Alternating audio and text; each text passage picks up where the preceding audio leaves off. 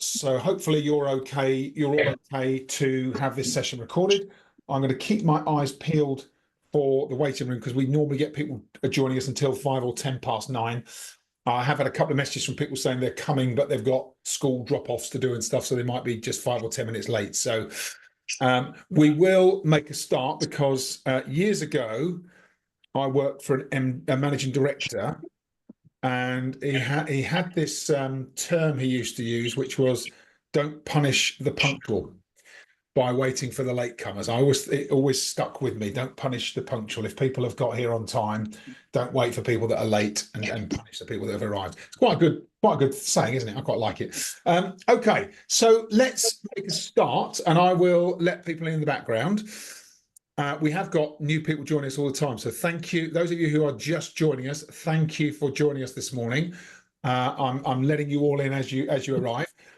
So this morning we've got about 55 minutes together, and we're going, you know why we're here, because that's what you registered for, but we're going to talk about hybrid and virtual selling. And in particular, we'll talk about 12 principles. There are 12 principles that I use with clients that I work with sales communities that I run, where we look at not only sales process, but then we say, right, how does this fit in the virtual environment? Because there is a difference in that virtual setting. So we'll look at these 12 principles. That some of them will be straightforward and you'll be thinking, yeah, I'm doing that already. Others, there'll be refinements in there where you think, actually, if I start adopting that, it's really going to make a difference to the way that I approach the sales process with customers. And then at the end, there's a couple of things I'll share with you. So I'd like to invite you to discover your sales and influencing score, which is a tool that we use in the business. It's free of charge, but it's a really useful way for you to start to gauge your sales effectiveness. So it's a useful tool. So I'll share that with you towards the end, and then we'll open it up to questions and answers at the end. Just have an open dialogue, and if there's anything that is kind of on your mind regarding sales or leadership, actually, and you want to ask it at the end, then please feel free to do that. We'll take Q&A towards the end of the session. Okay, so let's do a quick. I'll do a quick intro. Many of you will know me, but perhaps many of you, this might be the first interaction. So I'll just do a quick background to my experience. So I started in sales back in 1993, which sounds like a long time ago because it was. It's like 31 years ago. And when I think about it, I can't believe it's 31 years. And I started in kind of different sales and business development roles. My first role in sales was before, and many of you might be able to relate to this, although you look younger than I do. There were no mobile phones. I used to have a fax machine at home, and at the end of every day, I would do two things. If it was an urgent order from a customer that I'd managed to win, I would use my BT free calling card from a phone box, and I knew where all the phone boxes were on my territory route. Or I'd have to wait until that evening, write up the order and fax it through to my customer service team, who were all based in Dundee. So that was my early experience of sales. And that company I worked for, they trained me on the products, and they gave me 11 yellow pages, which were hopefully you can all remember yellow pages, 11 yellow pages, which were the boundaries of my territory, and I had to make my own record cards. And it was very much kind of learn as you go. And if you, for those people that came into that environment and didn't learn as they go, they were gone. Right? So they were gone. I had a colleague who started at the same time as me. She lasted 2 months, and I managed 2 years. But at the end of 2 years, I then went to a much bigger company, and the first thing that they did was train me on how to sell. And I realised that for at least 2 years, I've been doing it all completely wrong. And so if you haven't taken the time to have sales training, it's like life-changing. It was certainly life-changing for me. And what I see now through my career, so I went through sales, then sales management, then business leadership, then kind of commercial leadership roles. And then in 2017, 18, I moved into a kind of coaching role, set up my own business, left the corporate world. And now I kind of go into customers and clients that I work with and just help them get those foundations in place, because it's really interesting to see the difference in, how people tend to kind of find a way of working that perhaps isn't optimal, but it works to a certain degree.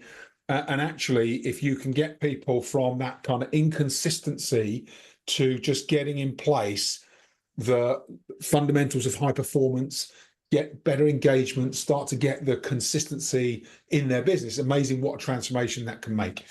And so that's what we do with clients. I'm delighted and privileged to have written a couple of books along the way. If you haven't read Inspire, Influence, Sell, and you're in a sales role, it really is a book that can change the way you think about selling.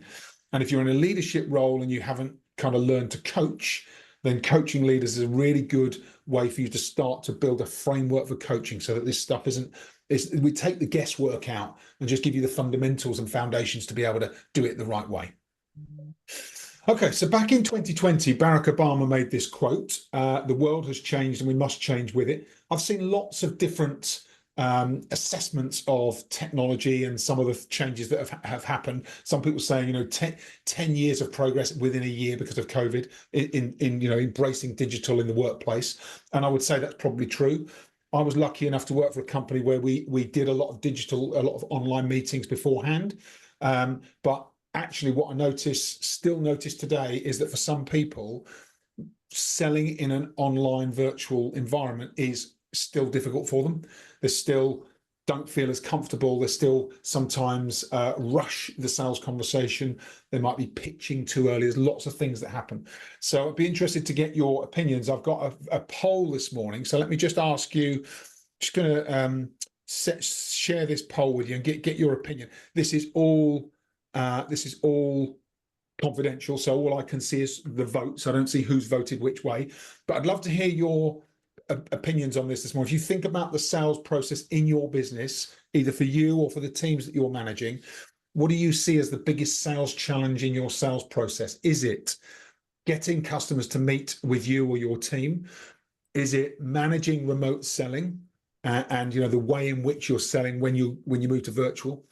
Is it maintaining client momentum? That basically means you might have had one or two meetings or had an early meeting, and then all of a sudden the client goes dark, or you just can't seem to reestablish that urgency with the client. 4 is understanding what the client really needs. So they might show up saying one thing, and then when you have the conversation, you're like, this doesn't seem like it's really what they're looking for, or it doesn't seem like it's really addressing a big enough issue. Or 5, is it something else? And if there's something else, I'd love to hear, just drop it into the chat. And the idea is that we'll look to cover each of these as we work through this morning's session. So yeah, let me just check how many people have voted so far. Okay, so we've got everybody's voted. Thank you. That's great. Oh, no, we haven't. Sorry, 13 out of 19. So 68% of you have had the chance to vote. I'll just give you another minute or so just to share your biggest challenge in the sales process. I'll just give you a moment, and then, okay, 75% of you have voted, and that is, oh, no, we jumped. 84% of you have voted. Brilliant, thank you. That is good enough for me. So let me end the poll and share the results. So this is what you said. The number one challenge, so 38% of you said maintaining client momentum. So we will talk about that today. Number 2 challenge is managing remote selling, which would make sense because this is why you're all here on this call. And then joint next place or third place is getting the customer to meet with you, understanding what the client really needs, and then there's something else. So let me just go to the chat and see what, brilliant, thank you. So excellent. So I've got 2. I've got Kevin says getting the customer over the line, i.e. contract signing. So you might be right the way through the process, and then everything's agreed in principle, but you can't get the contract signed. Yeah, that final stage. Okay, yeah, thanks, Kevin. And I think we can all relate to that. So you do all that work, and then final stage of the process, how do you actually get the customer to make that commitment? And Joe, thank you, Joe. Thanks for joining us. Justin, what about all of the above? So Joe's thinking all of the above. Good call, Joe. Yes. So let's make some assumptions that actually for some people there might be a combination of all of those things. Thank you. Okay. So let me stop sharing the poll results. Let's progress. So I'll have those in mind. So maintaining client momentum is the number 1, and I think it kind of links to your point, Kevin, about getting the contract over the line, because that you could argue is final momentum for the sale. Okay, let's carry on through the presentation. So I've got these 12 kind of principles that will help with virtual and remote selling, and hopefully they address all of those issues today. If they don't, we'll pick them up at the Q&A at the end of our session. So let's think about, as we think about these 12 things, the first 7 are about what we can do to prepare and set ourselves up for remote and virtual selling. So things we can do in advance, okay?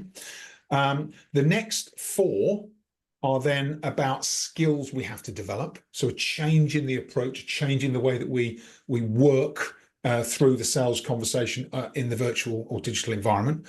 And then the final one is again about how we prepare and set ourselves up for success with virtual or remote selling. So let's start. Number one. Number one is about remembering and following your proven sales process. And this goes right back to the point I made at the start where, you know, I'd had at least a couple of years in my first sales role where I wasn't trained in sales, and I didn't think I was winging it, but I was winging it. And it wasn't until I understood that I could take a much more structured approach that I realized there was a way to do it. And I really like to think about this and the customer journey. And if you've been on sales webinars with me before, you might have seen this, but don't dismiss it. Think about, are you following these steps? So when we think about the sales process, normally we see the standard kind of funnel version of our opportunity pipeline. But if you're anything like me, you will recognize that in the sales process, the gravity does not draw your customer down through that funnel. Quite the reverse happens. So I always like to invert the funnel. So we invert the funnel and think, actually, it's our job in sales roles or communication roles with customers to draw people up through that funnel. It's a really good reminder that we work from the bottom up. Nobody's just going to draw themselves down through our funnel. We have to do all the work. And so when we think about where the customer starts with us usually unaware, either unaware that there is, you know, a problem we can help them resolve, or unaware that they have a problem at all. There might be undiscovered needs. And the work we do early on is about making sure we have a plan. And normally the plan is about, right, do we know about the external environment? Have we researched the customer? Are we able to put in some key messages that just start to resonate with the customer early? And that preparation is crucial because it's in that preparation that we get the customer's attention, i.e., you know, we get them engaged into that first contact. And when we have an attentive customer and we've, you know, met and started to establish some form of connection and rapport, then what we need to do is share insights with the customer. Now, insights aren't about, well, we make great products or we can do X, Y, and Z. Insights are, these things are happening in the market and you may not be fully aware of them or fully embracing them, okay? Insights are a way to make the customer stop and think differently. Because when they stop and think differently, a couple of things happen. One is that it rocks the way that they think, it shifts their perspective. Second thing that happens is if what you're telling them is valuable, they also start to see you as a trusted advisor. And that's when the shift happens, okay?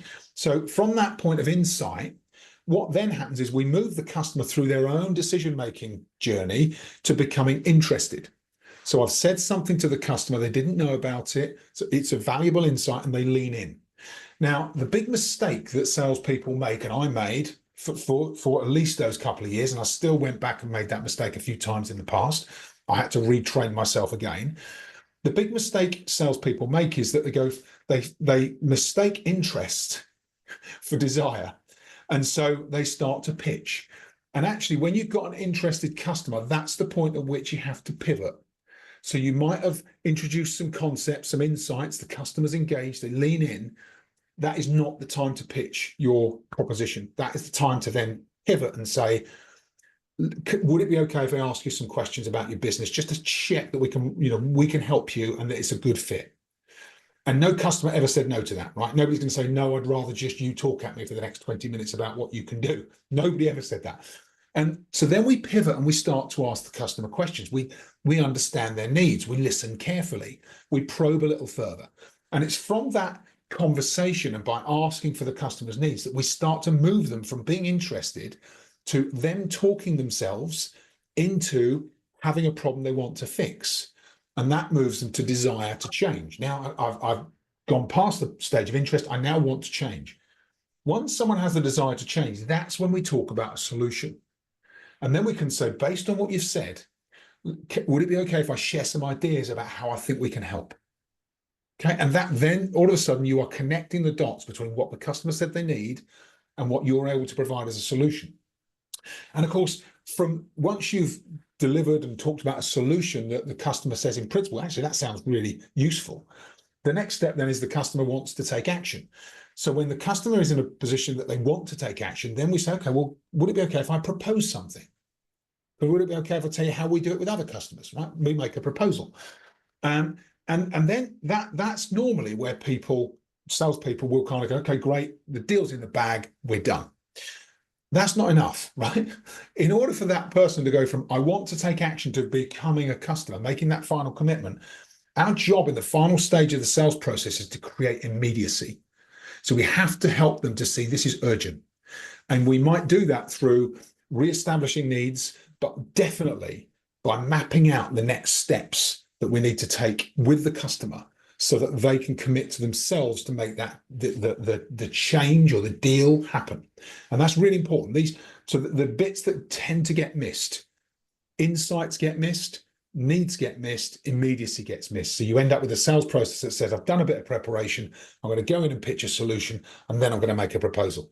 It's not enough. It's not good enough. So what happens when we create immediacy is that we want the customer, but long term, we obviously want loyal clients. We want clients that come back, engage with our teams, become loyal to our business, refer their network, their colleagues, their friends.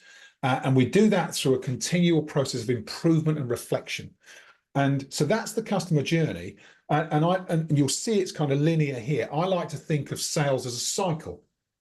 So this is the sales cycle. You'll see all of those steps without the customer journey, making sure that we've done our preparation, making sure there's a relationship, delivering insights, asking about needs, discussing solutions, making proposals. And you'll see that this stage of the process is multi-directional. So if I get to make a proposal and the customer says, I'm not sure that's right, rather than try and pressure them, I just go back to needs and say, okay, what have I missed? What else is important to you?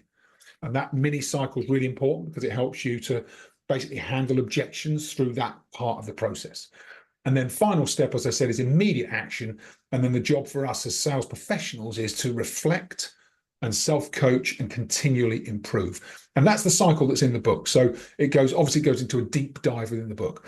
But step one, if you don't have that sales structure, it doesn't have to be that one, but if you don't have a sales structure in your virtual meetings, you're going to struggle. Okay, so this is about getting fundamentals in place. So let's assume we've got the sales process in place. Then we talk about setting up the environment. So how do we set up a professional environment? And just want to think about these two images. So I don't know if that about you, but I go on lots of Zoom calls and I see people, with a laptop and you're either looking up their nose or you're looking to the side of them or you're looking down on top of them and thinking about what impression that creates for the customer. And people, are they dressed for work? Where's he looking? What's he looking at? At times they might even think I can see up his nose. In the opposite example, why is he looking down? What's in the background? Sadly, my hair is thinning. But you see that actually, if we don't start to think about the environment we create, it can become a distraction to a customer and reduce our perception or the customer's perception of us as professionals. So actually, we start to think about the angle of the camera, the lighting in the room, the background to make sure that there might be something interesting but not distracting. Think about where is the attention? What about posture? What about the energy and engagement that we're bringing to those conversations? So think about contrast between that and this. And, all of those things that I just talked about, you'll notice today that I'm standing. So I have a standing desk. And for certainly for larger client meetings, for most client meetings, I will stand because it gives me a different energy. It also helps me to feel as if I can articulate better. And it's not for everybody, but it does make a difference to the way you show up and the way that you're prepared to engage with customers. So it's something I do intentionally as part of the way that I manage virtual meetings. So professional environment. The third is then be early, be practiced and prepared. when we go to see a customer in their environment, because it's their environment, they tend to have prepared it. When we invite someone to a Zoom or a Teams meeting, it's our environment. And because it's our domain, we need to kind of show some leadership. And that means being early, being practiced, being prepared. And I think about, lots of ways to do this. Let's talk about 5. So if you're not that familiar with the way that the Zoom platforms work, spend time learning and using the platform. Just get familiar with it. I like the idea of hosting practice meetings. I run a lot of meetings. Before I started, I used to host a lot of kind of preparation or practice meetings, and the preparation meetings actually gave me confidence to be able to host the real meeting. So if you've got any team members that perhaps aren't as polished at it, host a practice meeting. It's a really useful way to iron out the kinks in the process. And of course, if they need to, then ask for honest feedback. If somebody's pitching too much or they're not telling a compelling enough story, then actually people will need some feedback to help them. But you have to be open to that feedback, right? So if you're asking for feedback, you have to be open for areas of improvement.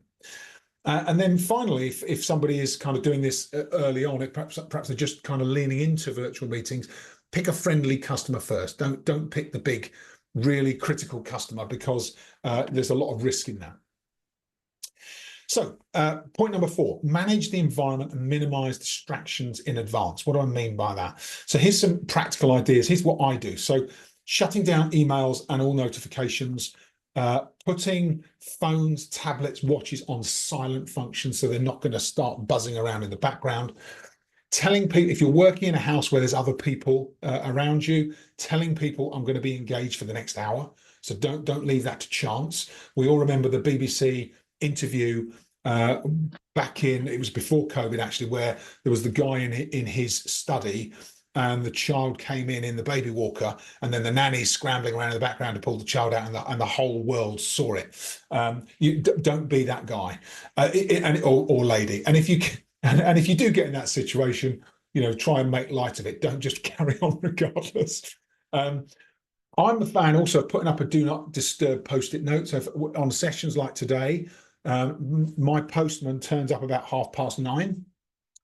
There is a do not disturb post-it note on my front door that says, please leave any parcels with a neighbour or in a safe place, because I don't want him to ring the bell and then the dog starts barking and then it all hell breaks loose. So starting to think, if I'm going to be in an important meeting with a client, how do I create some space so that I know I'm going to be undisturbed throughout that time? And then couple of final things. Give yourself priming time. So certainly, before this meeting this morning, I didn't jump on here at 9:01 and start the webinar. I was at my desk in my office 20 minutes early, just making sure I understood the content, thinking about key pieces. And I do the same with client meetings. I just give myself a 10-15 minute window beforehand so that I'm not immediately going from doing one thing to jumping into an important meeting. Really, really good to give ourselves that priming time. And then finally, putting a watch or a clock in your view, because very often when you go onto a meeting where you're sharing slides, the time disappears. I don't know if you've noticed that, but time disappears. So you have to find a way to keep your eye on the clock so that you don't run over. Okay, point 5. 5 is ensuring. So this is about the reason why customers are meeting. Why is the customer coming on to that call? And I won't go through this in great depth, but having a strong hook for the customer is really important. In our programs, we talk about 3 things. So we think about a message that is relevant to the customer only. So it's the reason they're coming is because there's something in it for them, right? Customer only. The second is to, rather than talk about what we can do, talk about the outcome of what they could get from coming onto the meeting. So the outcome might be 6 to 12 months out, right? And then finally, think about peer reference. Rather than saying we're really good at this, say customers like you, and you might reference some, have had tremendous value from working with us. So we just start to think about language and positioning that's different from just always saying, we can do X, Y, or Z, because that tends to tune customers out. And I like to ask myself this question: why should the customer trade their time for time with me because they're busy, they've got lots of things going on. Why should they trade the time that they could be spending doing work in their business for time speaking to me? And that really helps you to tune into what are the key messages I need to deliver to get this customer really thinking differently. And of course, every client meeting should always have a strong reason why. And another question that might be useful is what will make them think, what will make the customer think, this is so important, I must see Justin. And if I can't answer that question honestly, then I need to go back and look at the reason why or the hook for the customer. Sorry, Justin, you just froze. I don't know if it froze for anybody else, so I missed that last bit. Oh no, it's just you, Joe. Or was it? Oh, okay. Just Sorry. you. But there'll be a recording, Joe. I'll send it to you. Amazing. I'll send it to you. To be fair, Thanks, I Joe. quite enjoy the frozen look, mate. It's all right. Thank you, Gary. Always a pleasure. So number six, getting to the halfway point, right? Send an agenda and an invitation. And if you've got this compelling reason why, use that as the heading for the meeting.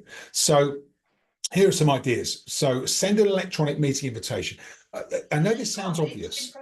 I have so many meetings that I attend with clients, and if they're trying to get me as a client and they don't send a meeting invitation, they'll send me an email and say, here's the Zoom link. And if it's not in my diary, I don't attend it. And so actually making sure that you always send an electronic meeting invitation is such a simple thing, but it's so important. We talked about why someone should attend rather than saying, catch up with Justin. Use the compelling heading. What is the reason that client is coming to the meeting? Put that in the heading of the meeting invitation. And then I always like to include really simple 3-point agenda. Point number 1 is to discuss their priorities and challenges. Point number 2 is for me to share some other customers like them, successes or results. And point number 3 is discuss next steps. Right? So it's like really simple. And it just kind of your customer first, customer's agenda first, then me being able to share items that hopefully are interesting to them because it's customers like them. And then where do we go next? Do we want to work together? And that's a really useful 3-point simple agenda. I'm also a fan of reminders. So hopefully when you came on to today's session, you all should have had at least a couple of reminders for today's session. So send a reminder the day before. And sometimes if it's new to the customer, depending on their environment, maybe some simple instructions. Click on the link to access the meeting, find a private space, turn on your webcam. So like really, it sounds almost too simple, but these things can really make a difference to engagement and how your customer shows up. Okay, 7, video call is better than a phone call, and use yours even if they don't. So I like to think about, a lot of emails get sent in today's environment, right? A phone call is always better than an email. I would say, so we make a lot of calls. A video call, if you can get customer from phone to video call is always going to be better than a phone call. And a large part of that is because of the ability to see each other, to use body language, and to build a stronger connection than just a phone call. And of course, ultimately, we can do video calls, but for those of you who are back into in-person meetings and doing that regularly, they're so much more effective than video calls. So there is a hierarchy, and it's reminding ourselves of that hierarchy and understanding that in key parts of the sales process, you might find you need to go and see the customer. And that is important, because if you don't, and say your competition or someone else does, then they're going to have that distinct advantage over you in the sales conversation. So we just have to remind ourselves of those fundamentals. And then number 8 is about how we engage, with video and with the client, and think about how we retrain our eye from the screen that we're looking at to the lens of the camera. And eye contact is really important because 1, it helps you concentrate. 2, it creates a sense of confidence and authority for you and the customer. And when you're looking straight at the camera, you just come across as more authentic and believable. We can all experience that. The way that you do it is you have to retrain your eye to the camera lens. So the camera lens is in a different place from the screen. And there is a slight difference. So you might be looking towards them at the screen, and you notice that the eye contact is just off. So if I'm here, the eye contact's just off. Whereas when I'm here, it feels like eye contact with you personally. And that's really important. One of the ways you can do that is if you're in a Zoom meeting, and I do this at the start of most of my one-to-one client calls, I'll just move their image so it's just underneath the camera lens here. And that what that does is it means I can still see them with my peripheral vision, but I can keep I can keep eye contact through the lens. And then the final thing you can do, if you need to, because we're tempted to keep going back to the image, you can scan the image back to the lens, scan the image back to the lens, and that allows you to maintain what feels to the customer like really positive, strong, direct eye contact. It's really, really important for sales conversations. Okay, so number 9, start with rapport, get the customer engaged, get them interested, and get the conversation flowing. So you'll know this from hopefully from your sales conversation, but a rapport is really important. And if you look at what it means, it's the ability to connect and create this unconscious understanding and kind of connection with customers, and it's the foundation of positive relationships. And the thing about rapport is, if you haven't got rapport and the customer doesn't feel like there's some connection, like I don't feel like either I'm like you or I like you, right? And they're the two things with rapport. If I don't feel like I either like you or I feel like I am like you, slight distinction. If I don't sense that, I'm probably not going to buy from you. So we have to create rapport first.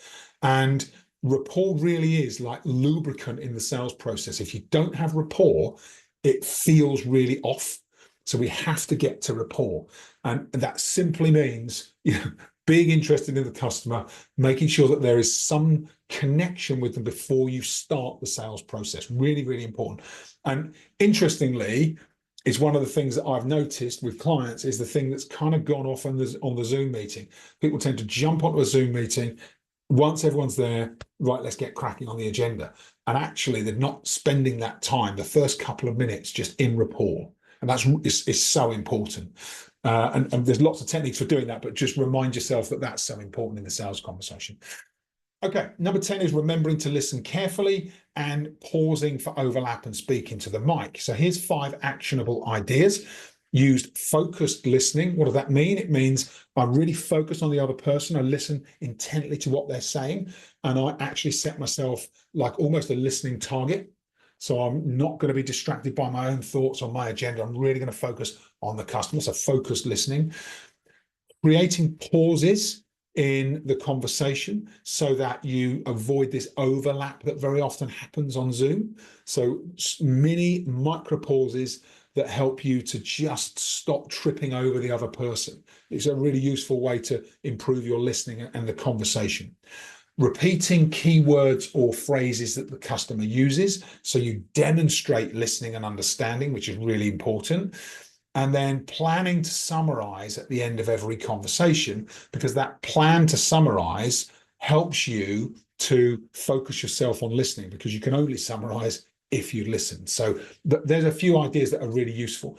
And then finally, you'll see I've got like a proper mic here in my setup in my study, but make sure that if you don't have a mic set up, you know where the mic is. If you're on a laptop, know where your mic is. The amount of times I'm on calls where people are sitting there and they put their arms folded over the front of their mic, and then they start talking and you can't hear a word they say because they've muffled the mic. To know where the mic is, make sure you speak into it and speak clearly. You don't want your customers having to say, "Oh, I can't hear you. What did you say?" It kind of disrupts the flow of the conversation, starts to reduce your credibility. Okay, last couple of things. 11, make sure you summarize, confirm actions, and next steps. So this links to maintaining momentum and the piece around, getting contracts over the line. So here's 5 workable ideas. Before we do the workable ideas, I'm going to talk about, I like to use this analogy of the sales process between a sales professional and the client, and thinking about those 2 roles as being the two front seats of the car, right? There is only one steering wheel in the front of the car. And if at any point in a sales conversation, we've left the next steps or the actions to the customer, we've just handed over the wheel, right? We've said, okay, you drive, I'll sit in the passenger seat. And we know that customers don't always fulfill their commitments. That's why this final step is so important. So at the end of every sales conversation, certainly online, right, summarize the key points. summarize the key points, and just get kind of feedback from your customer that they agree with those points. Clarify your actions and the timing of those actions and your customers and their timing. And if you can get the customer to repeat their actions and the timing for them, even better, because if they say it, they're more committed to it. And then I like the idea of asking for feedback on the meeting. How have you found today's conversation? So that the customer kind of almost sells themselves on you and the value at the last, in that final interaction, right? And then making sure that you check for other stakeholders. So the customer that you're meeting with, there may be multiple customers. Are there any other stakeholders that are involved in that decision or need to approve that decision? Because sometimes that's the sticking point. And if we haven't asked that question, we can find ourselves scrambling. And then when you follow up, the customer says, oh, well, I need to get it past this person or past this person. And you're like, where the hell did that come from? Right? So understanding who are the other stakeholders, how do we make sure that we've got a plan for their engagement, really critical. And then finally, schedule the next meeting, so the follow-up meeting, even if that's going to be 2-3 months, schedule that now. Because if you don't schedule it now, when you go to chase that client up, you will spend a lot of time chasing. And they don't always respond first time. I'm sure you don't always respond first time because you're busy. I'm busy, right? So if we don't get that meeting scheduled, we will spend a lot of unproductive time trying to get that client re-engaged. That's why in every step of the sales process, the next step should always be, let's schedule the next meeting. If you don't do that, you've lost control of the sales process. So really, really important that we do that in that meeting. Okay, then the final thing is something I've done a few times, which has been quite successful. Mix the virtual with the reality. So send the customer something in advance of your meeting. How does that work? So here's how it works. If you decide on something physical, a product, a sample, an asset, and it depends what sort of business you're in. It might be digital. There might be something that you can send them that is, I don't know, a way for them to engage ahead of the meeting. That's the idea. And you ask your customer for the best address, whether that's email address or actual physical address. The more physical, actually, the more impactful this is. And you send whatever it is you're going to send them so it's ready to arrive the day before your meeting. Okay, the day before your meeting. That's the idea. And you might send a quick preparation video or some instructions. I've sent you something in preparation for our meeting. You might even say, if you could have it open and ready for our discussion. Don't need to do anything with it. I'll talk you through it when we get on the call. And then reminding yourself, if you are going to do this, to demonstrate at the right stage of selling. Remember I said earlier, it's really tempting to get the customer interested, and instead of then asking about their needs, we jump to a solution. When you're doing this, it's even more tempting. So actually reminding yourself to keep your powder dry. Don't start selling until I've understood there's a need. I've clarified with the customer the impact that we can make, the value of that impact. Then we start the demonstration, okay? But we demo at the right stage of selling, and the customer can actually get a hands-on experience with the product, even though we're on a virtual or remote meeting. It's really, really effective if you get it right. And then, of course, linking to our follow-up, asking the right follow-up steps or questions. How would this help you and your business? What impact do you think it would make? Which customers will you use it for, or will you approach about it? So you really start to get that clarity. You want the customer thinking way beyond just it's a useful conversation to what will I do with this information that I've been given, or the product that I've got. Okay, they are our top 12 things. I've gone through all of those. Where are we? 20. Okay, got lots of time. So I will just let's open it up now to a discussion. And I'd just like you to think about what changes you need to make to the way that you handle your virtual meetings or remote meeting process. Perhaps it might be a process thing.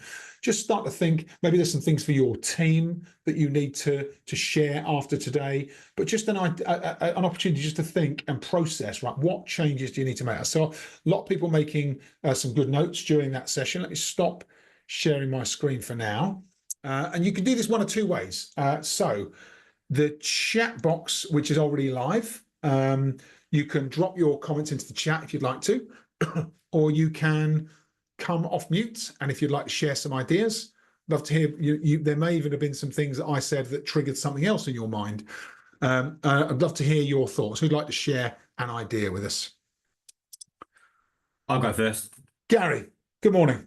Morning. I think, yeah, it's brilliant. I think what the thing I've taken out of that is actually to become more structured in the process. I think they become a bit virtual meetings become a bit like face to face sometimes. It can be just, which is nice, but like a nice conversation. But actually, what's the reason we're going into that call for? What's the outcome? What's the process? But also go with a mindset of what can I give that process? What can I give this relationship? What can I give this conversation, Ryan? What can I take from it? Yeah. Also build the structure around that as well. Yeah. Yeah, no, thanks, Gary. That's really useful. And I know you're a big fan of the Go Giver kind of series of books, aren't you? Where actually it's about really changing your mindset on these things rather than what can I get from every meeting? What can I give? What value can I create for the customer? Yeah.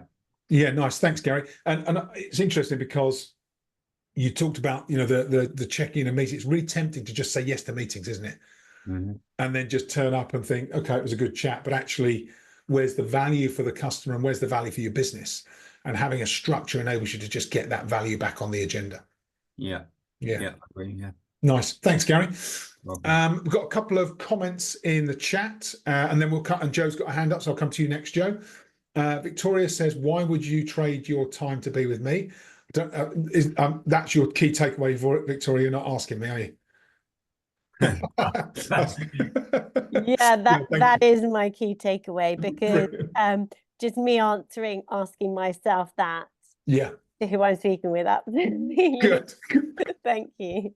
Good. No, that's all right. It was a bit of a flippant remark, but I thought it might be a bit of fun. Thank you, Victoria. Gary's got his hand back up. Gary, you got more to say? Yeah. So, how do you become? There's a great phrase. It's not your customer's job to remember you. It's your job to become unforgettable. Ooh. So how do you become unforgettable on a Zoom call when I think when you're face to face, you have that immediate, hopefully, immediate rapport, and people remember you whether you said something quirky or whatever. But how do you? That phrase is not. It's not your customer's job to remember you. It's your job to become unforgettable. How do you do that in a virtual environment? I like that, Gary. I love that phrase. You can look memorable for a start, Gary. Come in, Joe. Joe. I used to work with a dental nurse whose favourite colour was pink. Everything she loved was pink. And she went to a job interview in a pink car, wearing pink, smiling. And they just gave her the job because they just thought this girl has got such character. I mean, she was a good dental nurse because I trained her. But basically, she was so memorable. When they look back at all, they just remembered her in a pink car and a pink. Yeah. So there you go, Gary. You've got to start wearing pink. There's your answer. I don't mind that. That's right. Real men wear pink. That's good. If you wear, something bright and just to start with. Yeah. I think there's I think the other thing is, because so many people who attend Zoom calls don't get it right. They haven't got the environment. They don't make the eye contact. They aren't asking questions. They aren't really understanding the customer and doing the things that we know is important and creating value, like you said. Then actually the combination of those things also makes you memorable. So so it's very often the way we approach it, the structure can actually work to create value for the customer, so they feel like they remember you. But yeah, good question. If you send them a present the day before, Justin, they're going to remember that for sure. Yeah. Who else is going to do that? Absolutely. Really, can I say what my takeaway is? Please do, Joe. Yes. Well, anybody that knows me know I am a total technical guru, and I am awesome on any computers, WizKid with all of this stuff. So my takeaway is to get my volunteers to show me how to do all of this setup, and to make sure, how do I send a virtual meeting invitation, reminder, whatever is on your list, the technical stuff, because I hands up, never done any of that because I don't know how. But now I've got awesome volunteers who are very technical, so they'll help you. Basic. So and Google's a really good place to start, right? So you can find out, you can discover any of this stuff. It's actually quite straightforward. Google. They can Google. They don't need to know Google. They know it, and they can just tell me and do it for me. I'm not. I get lost in Google, Justin. That's not helpful always to me. That's a rabbit hole you don't want to go down, Joe. Exactly. Don't. No. Who, not how. Yeah, nice. Thank you, Joe. Excellent. Thank you. Let me read out some of our comments. So Scott, thanks, Scott. Scott says, I think to summarize at the end of the meeting and make sure to get commitment for future meetings. Yeah, that is a game changer. If you or your team don't do that today, that makes a big shift in momentum. And as you say, you have no guarantee when you will be in the room with the client. That's right. And unless you book it, it can take an awful lot of effort to pick up a kind of elapsed lead. So actually trying to make sure they don't elapse is really can be really impactful for you and your business and for the customer, right? If you believe you've got a solution for the client or the customer that's going to make a real impact for them, it's our duty to make sure we help them to make that commitment sometimes. So that can only be done by the sales professional. Thank you, Scott. That's good. Jasmine says video calling instead of emailing. People get so many emails now that they seem to be missed. Absolutely. And it's not just email. You will know, Jasmine, yes, it's email, but it's direct messages. It's kind of LinkedIn stuff. It's social media. It's everywhere. We get so much traffic and so much noise. We have to find a way to cut through, and actually getting people to commit to calls is really the way to do that. Stuart, thanks, Stuart. Stuart says getting your environment right, especially lighting and audio. Yeah, good point. We don't want customers to have to strain to hear what we're saying. It's really important, and we want to create. Gary said, "How do you become, unforgettable?" Sometimes you're unforgettable through the way that you've set up your environment. I get a lot of clients say to me, "I really like your setup," so it makes it memorable. Thank you. Jasmine says it's like you have a long-lasting effect on them. Yeah, I like that. Yeah, long-lasting effect when you're on video. Absolutely, it kind of sticks in the memory. Sam says great personal branding. Yeah, absolutely, Sam. That's right. That's something to get right. It takes a bit of investment, and you might need to get a bit of feedback on it as well. Victoria, I will go in person more. Yeah. If you can and it's convenient for you and the customer is engaged, it's absolutely the way to do it. Tim says, my takeaway is to focus on the camera and create meaningful engagement on video. An observation I have is that most meetings could be accomplished in half the time and are usually set for 1 hour or 30 minutes versus 25 minutes or 45 minutes. Yeah, very good point. And you can, because the other thing that Outlook does is it defaults when you double click Outlook to set up a meeting, it will default to normally half an hour and then you have to change it. There is a way to change that default, so you can switch it. I also use, I've got a couple, when I'm in conversation with a customer and they're open to it and they've kind of, and they're fully engaged, I do have a couple of calendar links.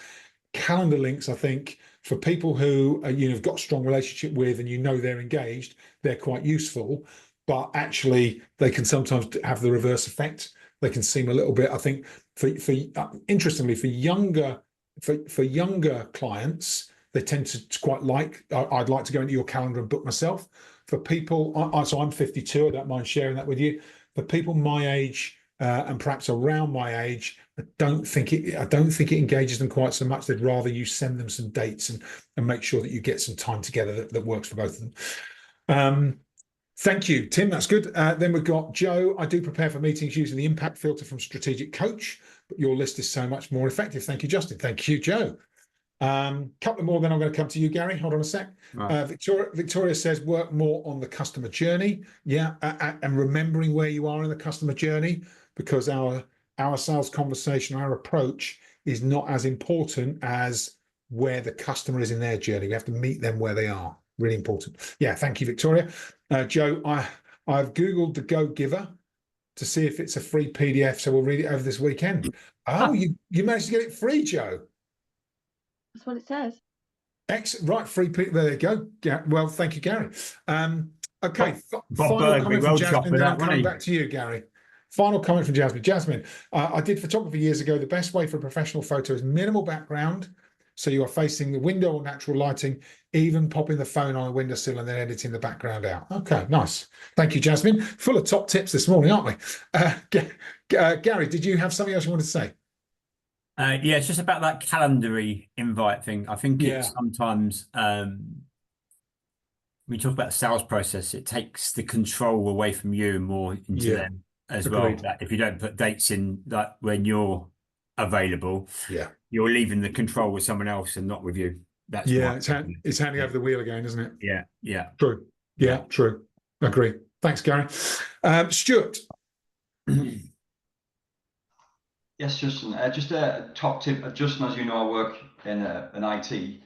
There's some really good little tips, good little tools now out there as well to help you with virtual meetings. So if you've got Microsoft Teams and you subscribe to Copilot, it actually AI will summarize all of the meeting notes and the action points. And what I do is I always send that to the customer as a kind of commitment from me. Is like, to save you having tons of notes, I'll do it. And inside there is actually the action points. Yeah. Don't use Teams. I think Justin, you use Otter.ai, I think, as well. Yeah. There's another thing that'll do that, which I think is free to a certain degree. So they go little things. Just my customers have really fed back to me that neat notes have been fantastic. Yeah. And also I copy and paste them in the next meeting. So just to confirm what the action points were for the previous meeting. Great idea. Yeah, really, really useful. Thanks, Stuart. And actually, if you've got Zoom, Zoom has its own AI function as well. So the thing you can see is a little star at the top that keeps flashing.